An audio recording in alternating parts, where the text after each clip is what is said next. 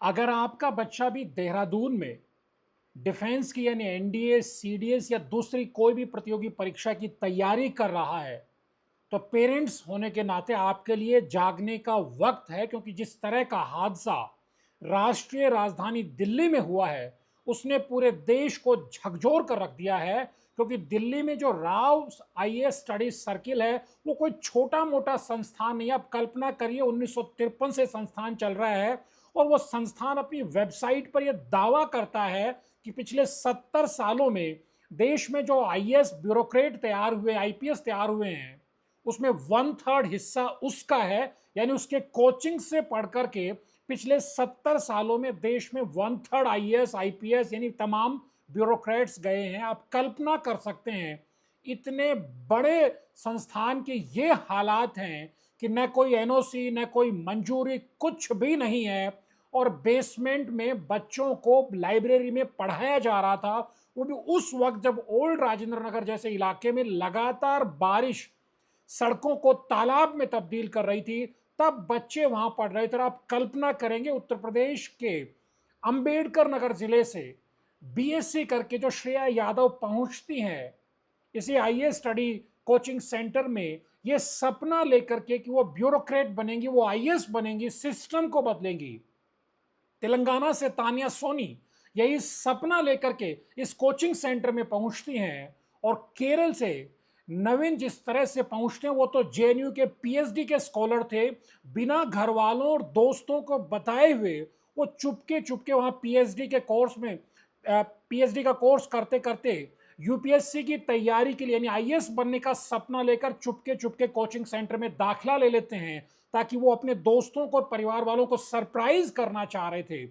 कल्पना करिए किस तरह से इस सिस्टम की काहिली ने, लापरवाही ने, तीन जो युवा हमारे थे जो सिस्टम को बदलने के लिए इस सिस्टम का हिस्सा बनना चाहते थे, उनके सपने तार तार हो गए, उनका जीवन खत्म हो गया।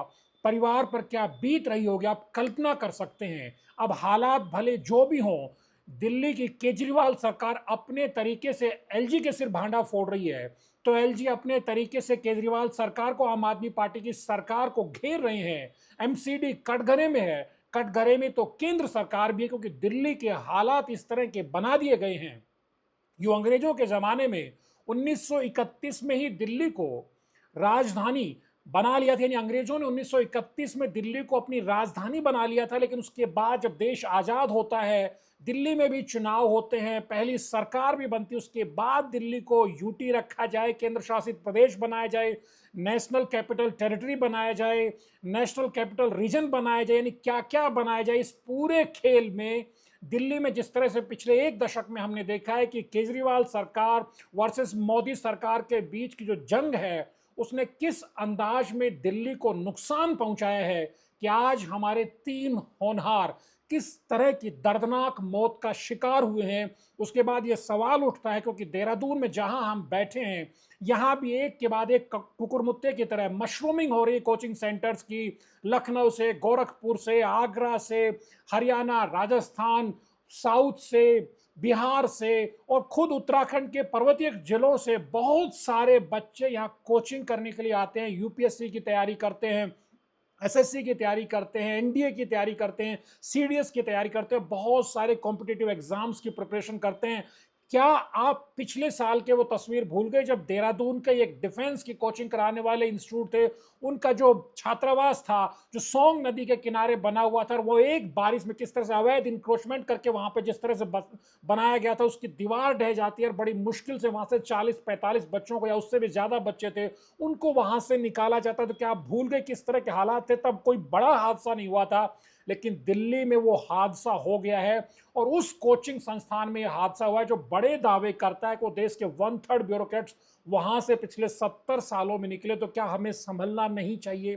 पेरेंट्स के नाते हमें देखना नहीं चाहिए कि कहां हम अपने बच्चे को दिल्ली में, पटना में, प्रयागराज में यूपीएससी की तैयारी करने के लिए, प्रदेश की जो सिविल सर्विसेज की तैयारी करने के लिए भेज रहे हैं, वो किस तरह के हालात में, किस तरह के पीजी में रहते हैं, किस तरह के कोचिंग संस्थान में कोचिंग करते हैं, और किस तरह की लाइब्रेरी में क्या हालात है, बताइए अब सबको पता चल रहा है। अब एमसीडी को पता चल रहा है कि जो लाइब्रेरी थी वो कोई मानक पूरे नहीं करती। वो स्टोर रूम के तौर पर रखी गई थी, लेकिन वहां उसमें किस तरह से सैकड़ों बच्चों को बिठा करके घंटों वो तैयारी करते थे। बायोमेट्रिक दरवाजा बनाया हुआ था, जब बाहर से पानी आता है, पानी का सैलाब आता है, तब कल्पना करिए बत्ती गुल हो जाती है और बायोमेट्रिक काम नहीं करता है और शीशा तोड़कर बच्चों को निकाला जाता है और उसी में 2 छात्राएं और एक छात्र की दुखद मौत हो जाती है। आप कल्पना कर सकते हैं किस तरह के हालात में हम अपने बच्चों को आईएएस आईपीएस बनने के लिए, नीट जेई का एग्जाम पास करने के लिए, एसएससी का एग्जाम पास करने के लिए, एनडीए सीडीएस का एग्जाम पास करने के लिए भेजते हैं। क्या आपको अंदाजा है कि इस देश में अगर 2024 की ही बात करें तो मात्र 1056 जो यूपीएससी की सीटों के लिए 13,40,000 से ज्यादा बच्चे फॉर्म भरते हैं। आप कल्पना कर सकते हैं किस तरह के हालात हैं।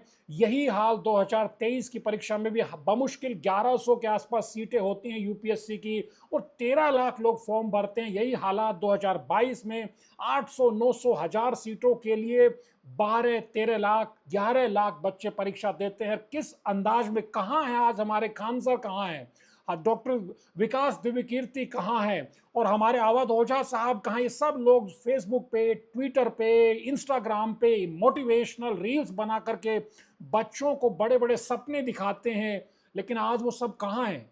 क्या ये साबित नहीं होगा कि तमाम कोचिंग संस्थान हैं वो बच्चों को सिर्फ लूट रहे हैं।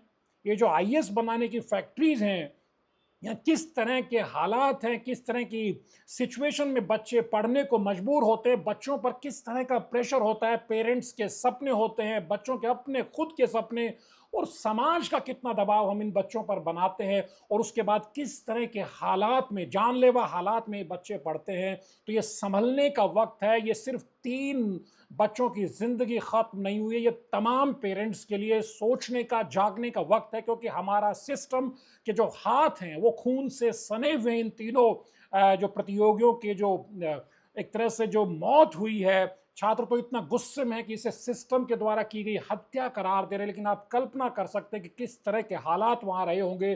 जो दिल्ली के ओल्ड राजेंद्र नगर की जो अब वीडियोस सामने आ रहे हैं, जो सच वहां का सामने आ रहा है, तो तमाम पेरेंट्स को जागना होगा और सरकार को भी देखना होगा कि जिस तरह से देहरादून जैसे तमाम शहरों में कुकुरमुत्तों की तरह जो इंस्टीट्यूट्स उगाए हैं, जो लाइब्रेरीज उगाई हैं, क्या वहाँ ऐसे हालात हैं, क्या छात्रों से फीस वसूली जा रही है, किस तरह की सुरक्षा उनको दी जा रही है, किस तरह का एटमॉस्फेयर वहाँ बना हुआ है।